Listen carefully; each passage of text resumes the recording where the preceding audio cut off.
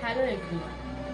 গরম শুরু হয়েছে, তার সাথে সাথেই সবার ঘামাচির সমস্যা, র্যাশের সমস্যা, চুলকুনির সমস্যা এগুলো বেড়ে যাচ্ছে।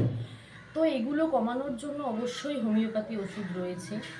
যার যার এই সমস্যা আছে তারা যে কোনো হোমিওপ্যাথি ডাক্তারের সাথে কন্ট্যাক্ট করতে পারেন, তাদের এই সমস্যা সেরে যাবে। আর ঘরোয়া পদ্ধতিতে যদি বলেন তো এক্ষেত্রে পাউডার লাগাবেন না, ভালো করে যে কোনো রকম নিম সাবান বা অ্যান্টিবায়োটিক সাবান দিয়ে স্নান করুন, দিনে 2-3 বার স্নান করুন।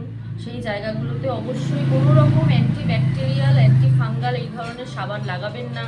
হ্যাঁ, বরফ দিলে মরে যায় ঘামাচি, অবশ্যই, কিন্তু বরফ দিলে তার সাথে সাথে ঠান্ডা লাগার, এই গরমের মধ্যে গায়ে বরফ ইউজ করলে তার সঙ্গে সঙ্গে ঠান্ডা লেগে একটা ভয়ঙ্কর চাপা কাশি হয়, সেটা অত্যন্ত কষ্টদায়ক। আর তাছাড়া যদি চান, বৃষ্টি পড়লো হঠাৎ করে, যদি বৃষ্টিতে ভিজতে পারেন তাহলে ঘামাচির জন্য অত্যন্ত উপকার। আর যদি এইসব করেও না কমে তো সেক্ষেত্রে অবশ্যই কোনো হোমিওপ্যাথি ডাক্তার দেখান। আমাকে যদি দেখাতে চান তো আমি কন্ট্যাক্ট নাম্বার দিয়ে দেবো। আর ঘামাচি অবশ্যই হোমিওপ্যাথিতে উপকার পাওয়া গেছে।